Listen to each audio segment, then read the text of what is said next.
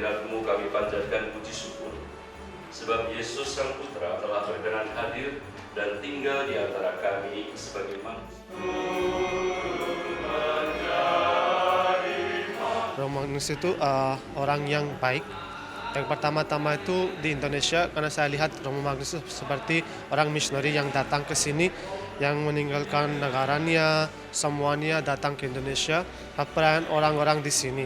Kalau menurut saya juga orang asing di sini, saya kadang-kadang tuh kalau lihat Romo Magnus itu saya terinspirasi dari Romo Magnus, karena sebagai orang asing atau orang yang bukan di Indo, kita bisa belajar culture, tradition, yang kalau pakai bahasa Inggris itu we can enter into the culture of the people. Yang kedua itu Romo Magnus itu orang yang pintar. Saya sendiri itu kadang-kadang merasa bahwa selalu sibuk dengan social media, medsos, scrolling. Tapi kalau lihat orang ini, walaupun mereka tidak ada waktu itu HP-nya, tapi ya orang itu belajar terus. Saya itu rumah sama dengan Romo Magnus. Setiap pagi itu lihat Romo Magnus makan. Yang salah satu yang saya tertarik tentang hidup dia itu, dia orang sederhana.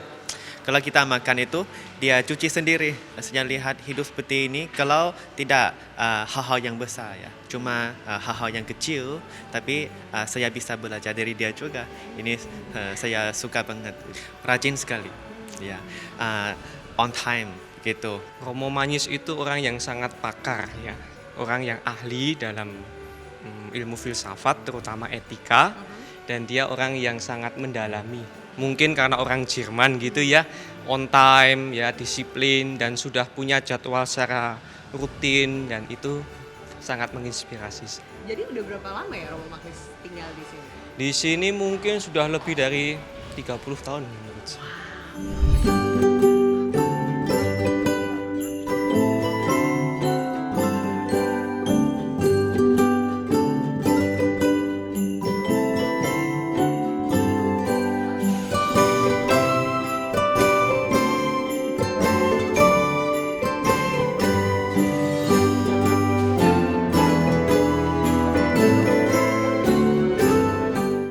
Romo, guten Morgen. Guten Morgen. Wie geht's? Wie geht's? Apa kabar? Salah. Yang bener gimana Romo ngomongnya? Wie geht? Wie geht's? Nee, itu sudah menjadi kompleks. Kalau Anda tanya sama itu benar, tapi ini terlalu biasa harus. Wie geht es Ihnen? Oh, wie geht es Ihnen? Ya. Oh, lebih Bagaimana sopan. kabar Anda? Oh, wie geht es Ihnen? Ya. Romo. Oh, jawabnya apa? Es geht mir gut, es geht mir schlecht, es geht mir saumäßig, berarti buruk sekali. Why? Kenapa Romo? Ya, tapi saya es geht mir gut. Oh, alhamdulillah. Romo, terima kasih banyak. Selamat Natal Romo. Hari ini semoga Romo sudah sehat, karena kabarnya Romo kemarin habis batuk 4 minggu ya Romo. Betul. Gimana kondisinya saat ini Romo? Saya sekarang merasa oke, suara saya sedikit parau, itu suara orang tua. Tidak apa-apa, saya bersyukur pada Tuhan masih diberi kesehatan seperti sekarang. Oh, kita juga thankful sekali di perayaan Hari Natal ini bisa ngobrol langsung sama Romo. Saat ini saya Point of View dan juga tim kita lagi ada di Kolese Hermanum. Kita datang ke sini untuk bisa ngobrol-ngobrol sama Romo. Nah, untuk itu makanya hari ini edisi Natal mau ngobrol banyak sekali sama. Kalau saat ini kita ngomong tentang bagaimana masyarakat, semua pemeluk agama Nasrani memaknai Natal. Menurut Romo, apa sih Natal di tahun ini, Romo? Bagi saya sendiri dan saya kira juga bagi umat saya, Natal berarti Allah sampai di antara kita. Ada kata Immanuel, bagi bayi yang lahir diterjemahkan Allah beserta kita. Dunia kita kan juga sekarang sekurang-kurangnya bagi saya orang tua kelihatan mengkhawatirkan. Betul mengkhawatirkan. Tetapi saya tidak putus asa karena saya tahu Allah beserta kita. Kan menarik juga kisah kelahiran. Di situ ditulis bahwa dia diletakkan dalam suatu tempat makan binatang karena di penginapan nggak ada tempat, jadi itu keluar yang miskin betul, yang tidak punya tempat menginap. Allah tidak memilih yang gede-gede, tetap masuk dengan yang lemah. Berarti juga Allah tahu yang kita rasakan. Kita tidak mengerti mengapa terjadi apa-apa, tetapi saya sendiri percaya bahwa dengan Allah semuanya akan menjadi baik. Percaya kehadiran Tuhan di tengah-tengah kita ya Romo ya, semua hal akan menjadi baik. Romo, tapi mungkin ini langsung seperti yang lagi kita alamin di Indonesia kan Romo. Banyak mungkin teman-teman kita yang merayakan Natalnya tidak utuh Romo. Karena daerahnya terkena bencana, rumahnya rusak, keluarganya luluh lantah gitu dalam kondisi seperti ini. Bagaimana kita bisa merenungi konteks ini karena mungkin banyak sekali umat yang lagi sedang tidak berbahagia. Sebetulnya itu tidak begitu mengherankan bahwa dari umat belum yang berbahagia. Pertama, saya kira harus diperhatikan ini bukan masalah umat Kristiani Indonesia, itu masalah bangsa Indonesia. Kebanyakan yang menderita itu tentu orang Islam, dan orang Islam juga dekat pada hati Tuhan. Dan dengan demikian kita hidup dalam suatu dunia dan alam yang 2000 tahun yang lalu waktu Yesus lahir ya tentu berbeda ya. Tetapi juga banyak sekali perang, penderitaan, kelaparan. Dalam pandangan orang waktu itu mungkin juga tidak lebih baik daripada dunia sekarang dalam pandangan kita sekarang. Nah, bagi saya harapkan bagi umat saya, tetapi berlaku juga bagi umat-umat lain, ya mungkin kita menderita, mungkin kita diancam, tetapi kita tidak ditinggalkan Tuhan. Hanya saya kira satu hal yang penting itu, mutlak penting itu tidak menghilangkan tanggung jawab kita. Jadi kita manusia harus berbuat apa yang mungkin, misalnya untuk masih mencegah malapetaka iklim. Kalau iklim memanas 3 derajat yang mungkin dalam waktu hanya 10 tahun, akibatnya akan gawat. Saya tidak mengalaminya, saya terlalu tua untuk itu. Tapi kebanyakan pendengar akan dengar. Jadi kita tetap bertanggung jawab. Hanya kita boleh yakin Tuhan tetap beserta kita. Jadi kita masing-masing, kita yang berbeda, kita yang hitam, kita yang merah, kita yang kuning, kita yang putih, ada di dalam hati Yesus. Hati Tuhan, dalam hati Tuhan. Dan itu boleh memberi keamanan. Tapi tidak boleh memberi rasa tidak usah berbuat apa-apa, nanti Tuhan mengurus. Ya itu salah. Tetap harus ada usahanya ya Romo. Nah ya tanggung jawab kita. Oke. Nah Romo, mungkin pertanyaan selanjutnya, gimana Romo melihat kebijakan negara dalam penanganan bencana Sumatera? Saya sendiri tentu saja orang yang duduk belakangnya biasanya di belakang meja dan lebih mudah bicara. Tapi saya sebenarnya merasa heran. Mengapa heran? Karena sudah jelas malapetaka di Sumatera Utara itu malapetaka ukuran raksasa. Kalau tidak salah juga sampai sekarang sudah lebih dari 1.000 orang mati. Puluhan ribu kehilangan tempat tinggal, kehilangan segala-galanya. Daerah dihancurkan.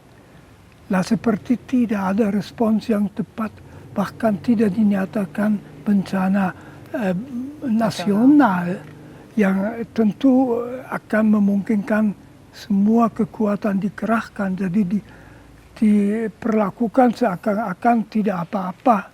Ya itu menurut saya menyakiti. Saya juga merasa amat tidak setuju, sebenarnya sakit hati bahwa bantuan luar negeri ditolak semula. Malaysia mau membantu, lain-lain mau membantu. Oh, kami bisa sendiri. Bisanya apa? Belum sampai juga. Di lain negara kalau ada malapetaka, sering juga puji Tuhan ada bantuan dari berbagai sudut dunia, tentu diterima dengan baik. Apa merasa malu dibantu orang? Jadi saya tidak puas dengan penanganan. Romo ini kan juga bapak bangsa ya Romo. Romo sering sekali mengkritisi kinerja pemerintah gitu dari masa ke masa. Apalagi kita tahu dengan usia Romo sekarang, Romo sudah melewati semua masa pemerintahan yang ada di Indonesia. Romo sudah speak up tentang ini, langsung bicara nggak sih Romo ke orang terkait gitu untuk supaya bisa lebih ngambil sikap? Ya, saya bicara kalau diberi kesempatan. Kalau ada orang yang mau mendengarkan saya, ya saya akan bicara. Saya juga tidak takut bicara terbuka. Tentu kalau kita bicara, kita jangan memakai kata-kata kasar dan juga jangan seakan-akan saya yang bertanya atau bicara lebih suci daripada kamu yang saya bicarakan. Itu keliru. Bahwa saya dalam banyak hal yang saya kritik sendiri tidak bersalah, itu hanya karena saya tidak pernah diberi kesempatan. Jadi saya membaca tulisan mahasiswa dan sebagainya, itu tugas saya. Jadi saya merasa dalam umur saya diperlakukan begitu baik oleh bangsa Indonesia. Saya selalu diperlakukan dengan baik. Jawabannya tidak dengan diam dan baik-baik, tetapi mengatakan apa yang menurut saya mungkin bisa membantu sedikit untuk memasuki masa depan.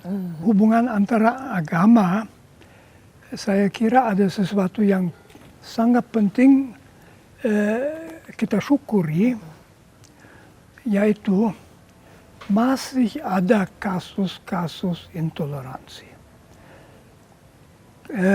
Ancaman dari ekstremisme masih ada, tetapi pada dasarnya hubungan antara umat beragama, khususnya juga umat saya, umat Katolik, dengan umat yang memuat 87% bangsa Indonesia, umat Islam, dalam 50 tahun terakhir terus membaik. Jadi saya merasa itu sebuah sukses story.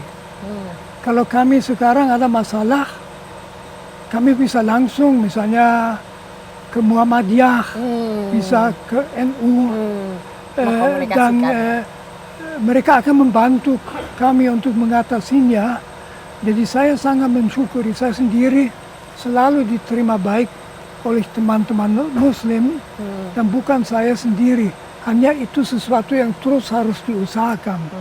Di situ saya bilang misalnya kepada para pastor Katolik kami, coba kamu berikan 10% waktu kerjamu untuk membangun hubungan dengan tokoh Islam di wilayah parokimu.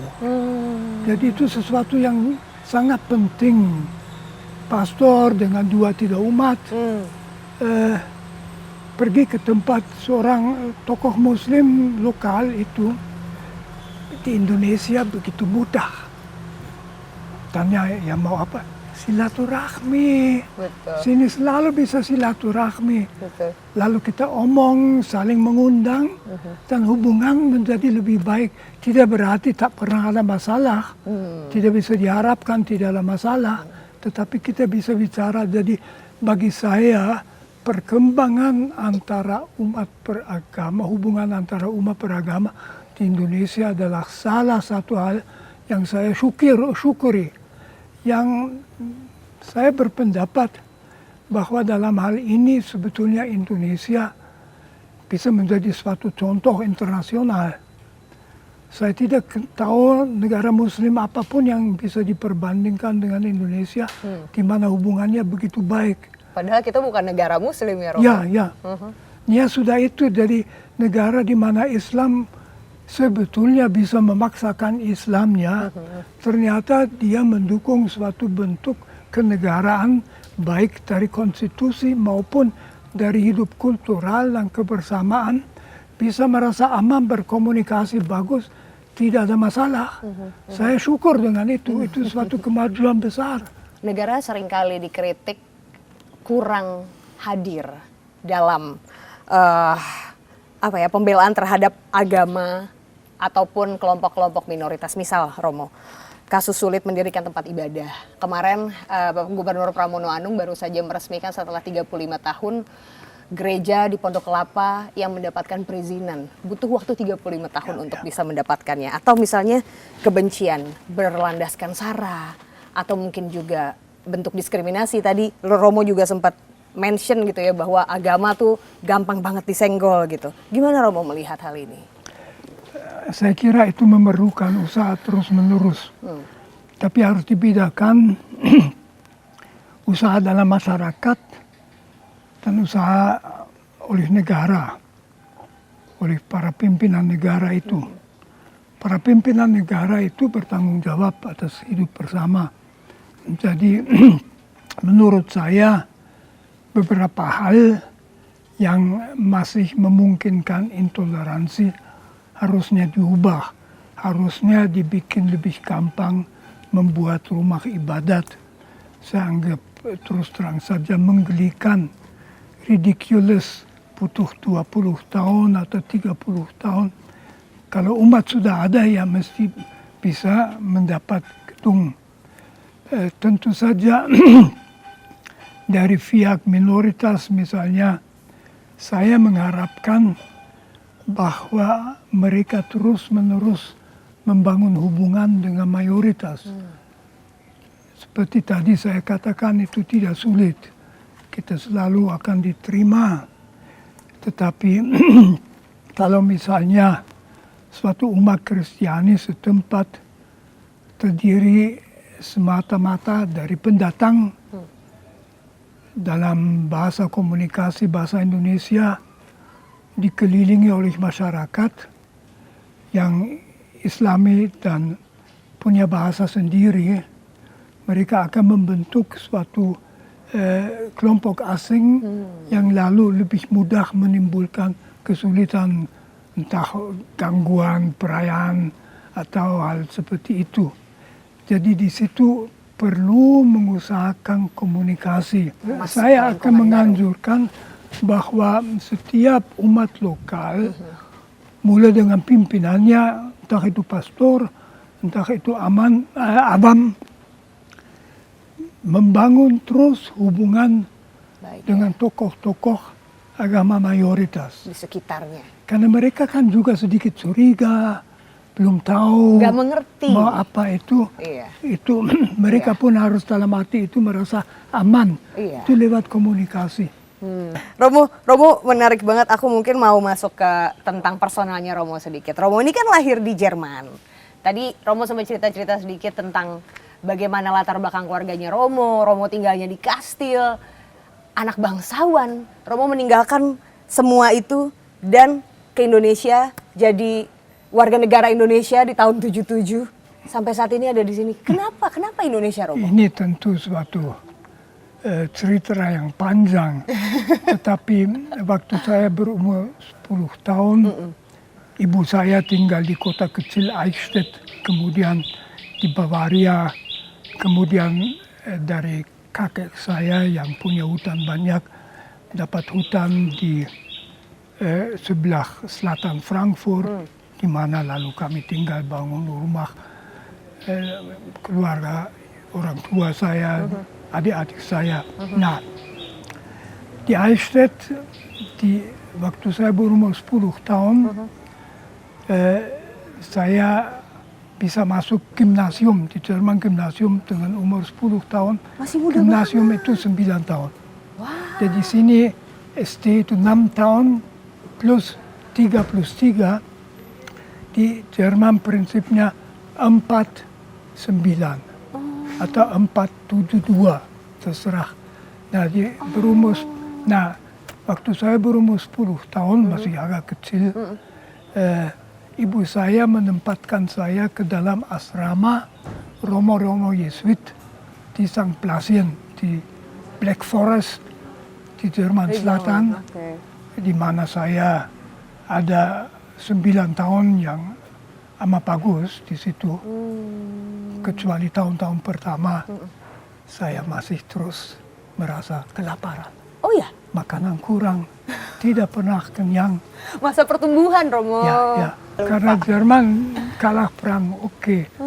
Tetapi di situ saya agak cepat merasa, ya boleh dikatakan dipanggil Tuhan menjadi Yesuit juga. Seperti pater-pater yang mengurus kami. Semua mengesankan.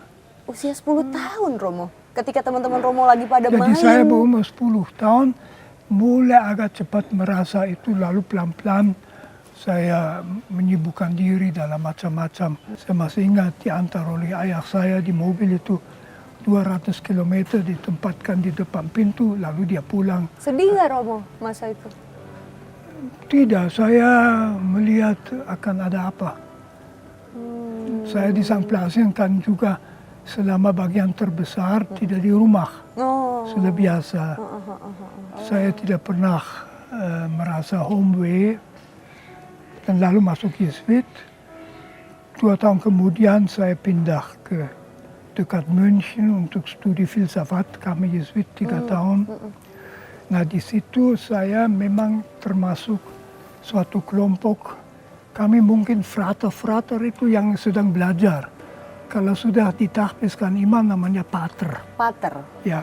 Nah, saya lalu pikir di Indonesia sudah ada beberapa Yesuit Jerman.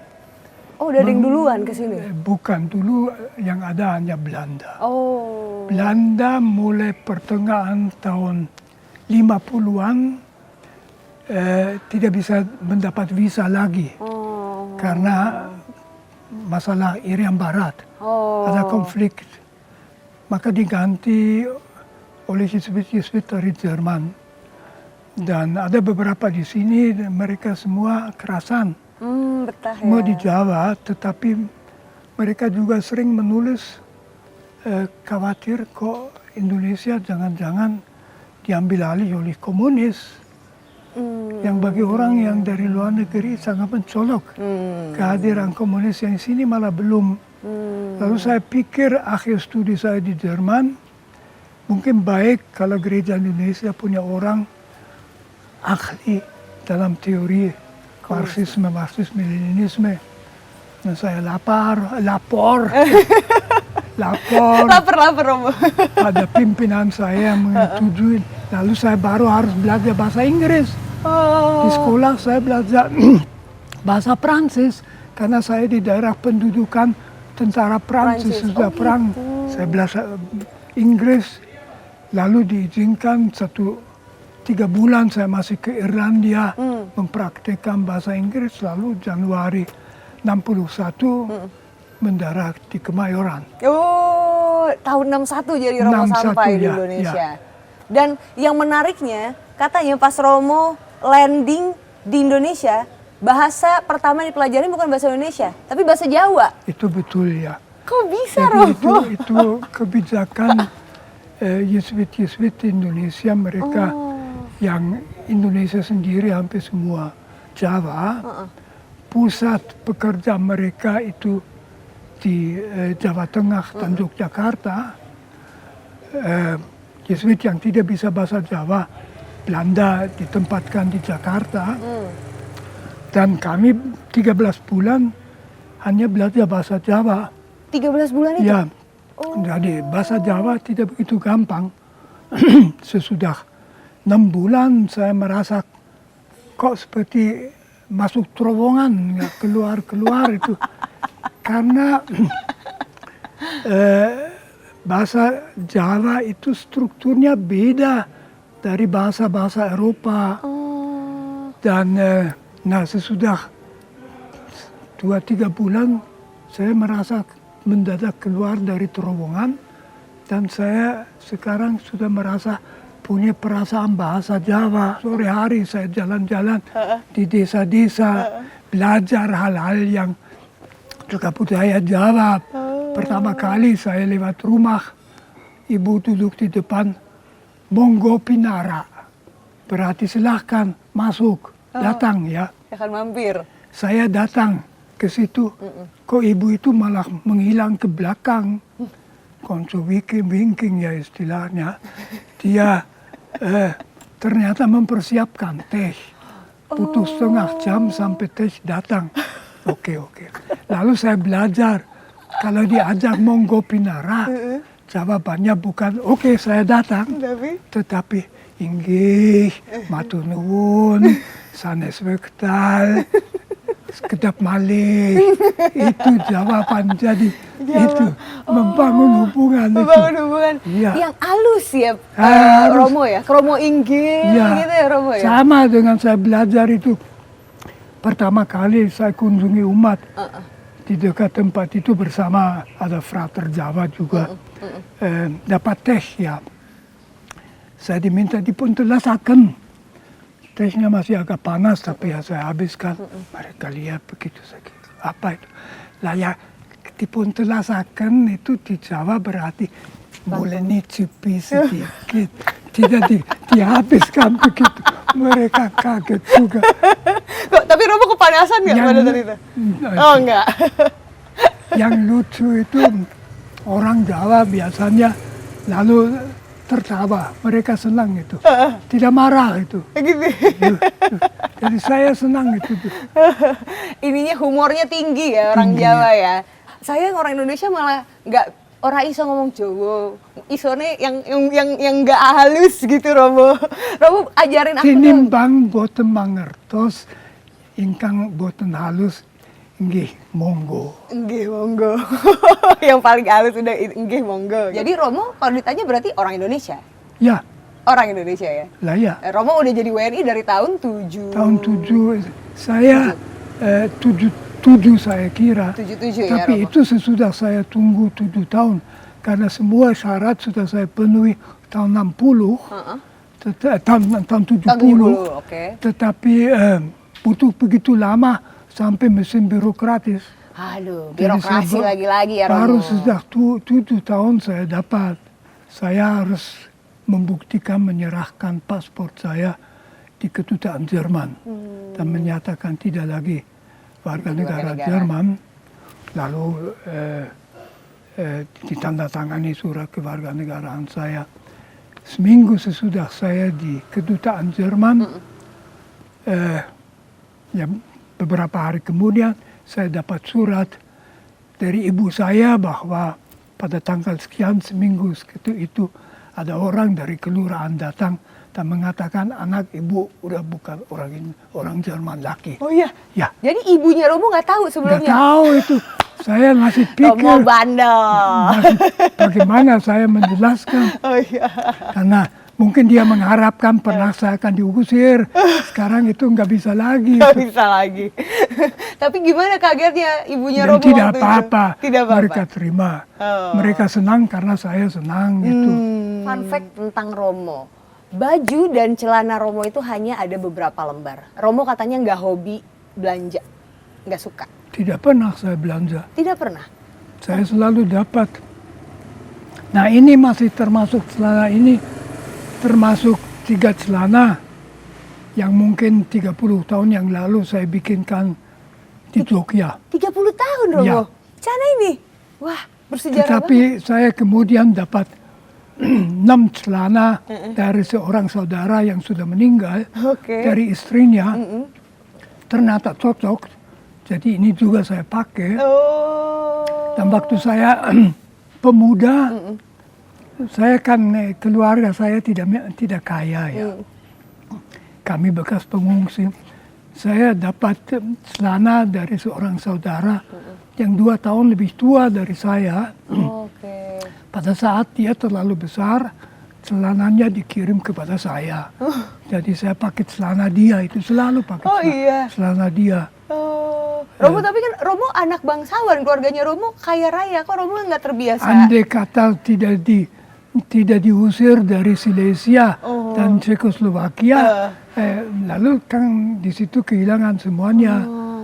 Dapat sedikit, dari keluarga, dari ayah ibu saya, kakek saya yang Pangarang juga. Ibu saya seorang princess dan dapat hutan, saya kira 300 hektar. Itu di Jerman tidak terlalu banyak, tapi bisa hidup dari potong pohon dan sebagainya, dipelihara ya udah itu. 300 hektar besar Romo, besar sekali itu. Nah untuk hutan biasa, hutan pinus dan sebagainya, hutan itu kan tidak bisa untuk pertanian dan sebagainya, ya cukup besar. Cukup ya. Tapi itu tidak miskin sama sekali. Tidak miskin sama sekali. Tapi tidak super kaya dan pokoknya saya warisi banyak pakaian dari keluarga saya. Keluarga. Saya punya satu rekening bank ya. Satu rekening bank. Itu perlu sejak 3 tahun saya punya itu karena pembayaran. 3 tahun? Romo? Ya sebelumnya masuk rumah semua. Tetapi sekarang itu untuk administrasi honor, pajak dan sebagainya. Nah saya kira saya punya 13 juta rupiah, ya lumayan. Tapi orang tidak bisa hidup lama dari itu. Jadi kami memang itu dalam ordo Katolik, mereka milik bersama karena mereka tahu yang paling menggoda macam-macam adalah kekayaan. Dari yang upah-upah yang saya dapat, honor yang saya dapat, saya ikut membiayai lebih dari 20 frater kami yang studi, termasuk beberapa frater dari Pakistan yang studi filsafat di sini, belajar bahasa Indonesia. Ya kami membiayai dia, kami berarti ya yang masuk dalam kas rumah dan sebagainya. Ya itu, tetapi itu suatu kebebasan yang memberi perasaan yang sangat lepas. Saya tidak perlu memperhatikan mendapat berapa, saya menerima dengan gembira karena itu membantu komunitas saya. Tetapi kalau tidak, ya nggak apa-apa, rapopo. Luar biasa sekali Romo. Jadi mengesampingkan semua hal-hal duniawi demi sesuatu yang lebih besar, yakni pendidikan para frater-frater. Romo, kalau selama hidup di Indonesia, apa yang paling berkesan buat Romo? Makanan atau mungkin daerah yang Romo sangat berkesan sekali untuk Romo gitu? Ada macam-macam yang berkesan pada saya. Saya kira yang pertama mengesan pada saya tetap orang-orangnya. Di Jawa punya sesuatu yang dalam filsafat Eropa tidak ada. Eropa ada dari kegiatan manusia ada 2 hal penting itu. Mengerti dan menghendaki. Tetapi di Jawa ada mengerti, merasa, dan menghendaki. Fungsi rasa itu penting. Jadi saya paling terkesan sebetulnya dengan kepribadian bukan hanya orang Jawa, juga yang lain-lain Indonesia majemuk itu mengesankan saya kerasan di antara mereka yang menjadi penghuni Indonesia itu yang pertama. Yang kedua, ya tentu ada macam-macam, tapi yang sangat mengesan pada saya adalah gunung-gunung. Gunung? Saya pendaki gunung. Oh, Romo sekali Saya gunung. oleh Pak Jaya Suprana malah dimasukkan ke dalam buku Muri sebagai rohaniwan pertama yang mendaki semua puncak di Jawa di atas 3.000 meter. Oh iya Romo, kapan terakhir kali Romo naik gunung? Di Jerman saja saya mulai naik gunung di Alpen sedikit, bahkan sambil memanjat yang tidak terlalu berat. Tapi toh kalau jatuh ya mati. Tetapi lalu saya ke sini melihat di depan pintu saya, hampir di depan pintu saya, Gunung Merbabu, yaitu yang pertama saya daki itu. Bagi saya naik gunung itu sesuatu yang luar biasa. Saya 20 kali mendaki gunung gede misalnya. Saya pernah melantik Dewa Mahasiswa Triakara di puncak Gunung Gede atas usulan mereka sendiri. Tapi ya itu, di Gunung Gede juga saya alami yang sangat senang. Saya pernah sendirian naik. Naik sendiri Romo? Ya, sendirian dari Cibodas. Dari Cibulang, bukan. Gunung dari Putri? Cipanas. Oh, oke. Dari Cipanas. Dan pagi saya mulai jam 1. Jam 2 masuk hutan. Lalu itu gelap sekali malam hari. Sesudah beberapa saat, saya lihat ada senter di atas. Serombongan orang yang istirahat. Saya dekati mereka. Saya bilang, selamat malam. Reaksi mereka, mereka kira saya hantu. Betul loh, mereka kira saya hantu. Sosok saya kan lebih besar sedikit, apalagi malam hari. Romo tinggi kan? Ya, dan diam. Orang lain tak pernah ada yang sendirian berani, apalagi malam hari. Saya selalu bilang, saya tidak takut roh, saya takut manusia. Itu beda, rohnya saya nggak takut. Nah, tapi udah saya jalan terus. Tapi Romo samperin nggak? Saya manusia bukan hantu gitu. Romo gitu. Oh, saya tidak bilang itu. Jadi sampai sekarang mereka nggak tahu kalau Romo manusia. Nggak tahu, tidak pernah ketemu lagi mereka. Sekali di Rinjani, waktu itu masih sepi. Saya dengan seorang guide saja, lalu saya keluar, minta seorang guide, ya dia cari, dan kami omong-omong. Lalu datang banyak orang mau nontoni saya karena belum biasa melihat. Lihat bule. Nah, lalu lurah itu ceritakan yang saya tidak tahu. Ini saya punya 4 istri dan dia tidak punya istri. Lurahnya punya 4 istri. Ya, lurah punya 4 istri itu. Sudah.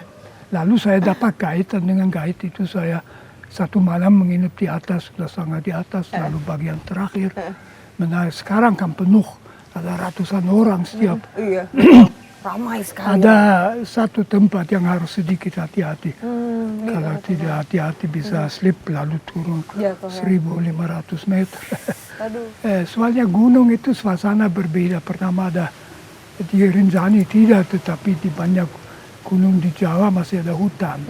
Hutan saja menarik. Iya, betul. Saya tidak pernah ketemu binatang buas. Macan Mungkin- itu nggak pernah Romo? Enggak. Di Jawa juga mungkin sekarang sudah enggak ada ya. Saya selalu tanya, kalau kebetulan ada orang pemotong kayu yang saya ketemu, saya tanya mereka apa ada binatang berbahaya dan sebagainya. Ya mereka jawab tidak ada itu. Tapi mereka pas ketemu nggak gitu Nah, lagi itu kan? siang hari, tidak malam hari. Kirain Romo. Oke, gini deh.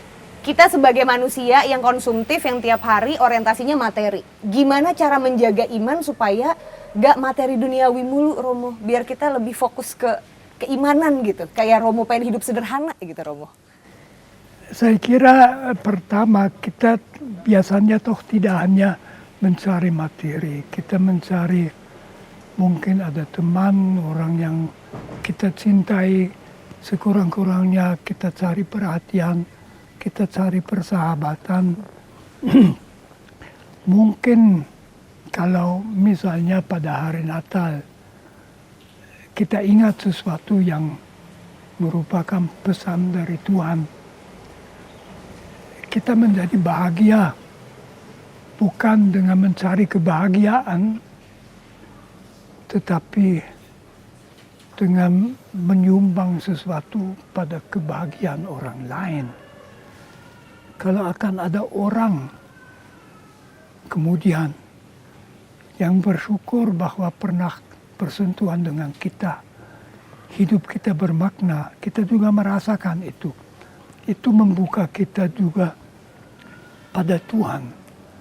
Jadi tentu kita ingin maju, kita ingin barangkali kaya, itu tidak salah. Tetapi orang lain harus berguna.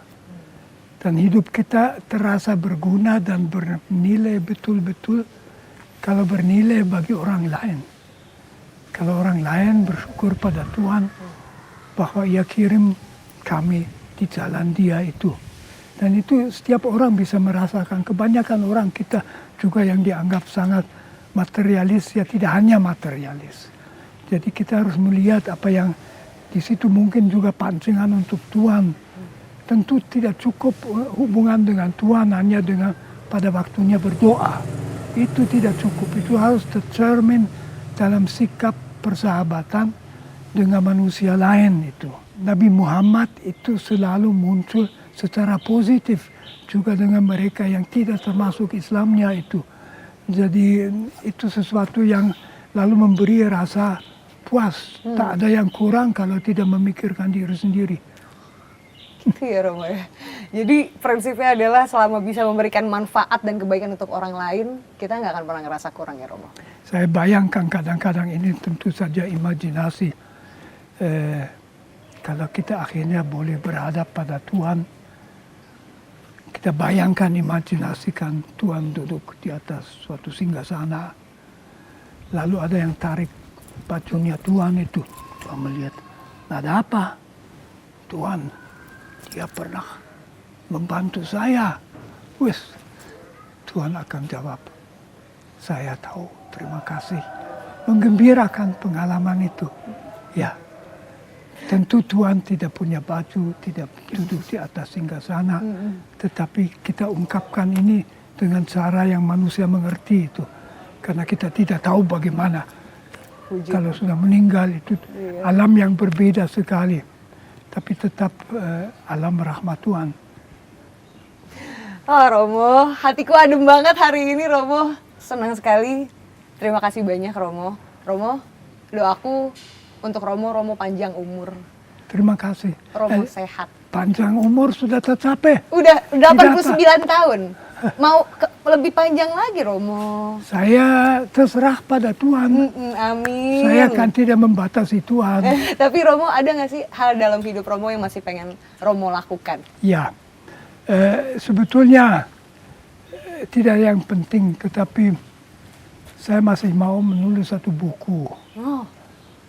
Buku tentang bahwa kita dikasihi Tuhan. Saya masih pikir bagaimana itu.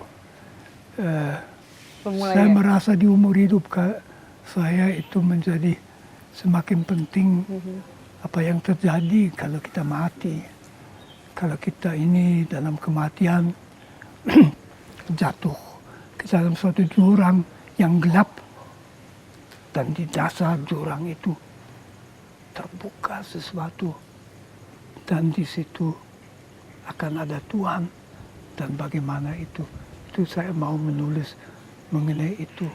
Suatu kegembiraan. Apalagi bagi mereka yang mengira di dasar jurang itu tidak ada apa-apa. Kecuali tulang. Tidak. Akhirnya terbuka itu. Saya mau menulis ke arah itu. Belum tahu bagaimana. Best of luck, semoga inspirasinya segera datang untuk segera memulai ya Romo ya. Romo terima kasih banyak. Selamat Natal Romo. Sama-sama, selamat Natal. Terima kasih banyak. Terima kasih. Semoga Romo selalu dikasihi, semua umat manusia selalu dikasihi. Prinsip kesederhanaan Romo bisa dicontoh sama banyak orang. Saya senang sekali, semoga di pertemuan berikutnya kita bisa ngobrol lebih seru lagi, lebih panjang lagi waktunya ya Romo. Baik, kalau begitu saya Aziza Hanum dan juga Romo Magnis. Terima kasih banyak. Anda sudah menyaksikan Point of View hari ini yang sangat spesial sekali. Sampai jumpa.